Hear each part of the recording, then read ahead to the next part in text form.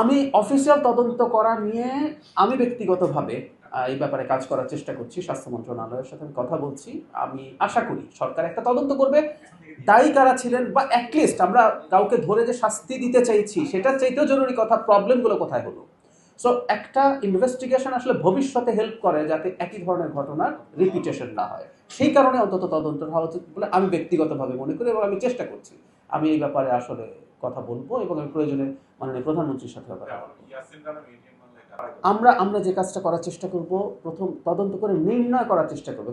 আমরা খেয়াল করেছি যে গত অন্তর্বর্তী সরকারে যিনি স্বাস্থ্য বিষয়ক বিশেষ সহকারী ছিলেন প্রফেসর সাইদুর রহমান সাহেব, তিনি একটা ব্যাখ্যা দিয়েছেন তার মতো করে। মানে একটা হচ্ছে কোথায় কোথায় ফ্লজ হয়েছে বলে রিপোর্ট আছে, তাদেরও ব্যাখ্যা আছে। ইনফ্যাক্ট তদন্তের উদ্দেশ্য হচ্ছে এই জিনিসগুলোকে ভেরিফাই করে একটা ডিসিশনে আসা। সেখানে যদি কারো কোনো গ্রস নেগলিজেন্স পাওয়া যায়, আমি এটা আমার ব্যক্তিগত অপিনিয়ন যে তাদের বিরুদ্ধে আসলে শাস্তিমূলক ব্যবস্থা নেওয়া উচিত হবে।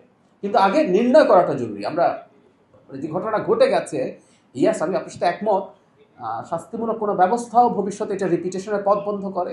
একই সাথে আমরা কোথায় কোথায় ঘটছে সেই ব্যাপারে আমরা যাতে স্টেপ নিতে পারি সেই চেষ্টা আমরা করতে পারি। দৃশ্যমান ব্যবস্থা আমি ব্যক্তিগতভাবে মনে করি যে এই ব্যাপারে, যে আমি আগেও বলেছি যে সরকার কখনো কোনো কিছুতে যদি রিলাক্টেন্স বা একটু দেরি হয়, ভুল করে, স্বীকার করবে। আমি আমি আমি মনে করি যে এটা একটা দৃশ্যমান তদন্ত হচ্ছে, এটা দৃশ্যমান হওয়া ভালো ছিল আরও আগে।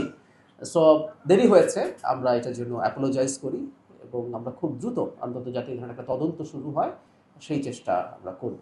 এটা এটা জরুরি। কিন্তু আমরা একটা কথা বলতে পারি যে ম্যাসিভ স্কেলে খুব সিরিয়াসলি অনেক বেশি এক্সটেন্সিভলি আমরা টিকা দেওয়া চালিয়ে গেছি। আমাদের খেয়াল করেছে যে এর মধ্যে 89% আমাদের টার্গেট অ্যাচিভড হয়েছে, বাকিটাও হয়ে যাবে।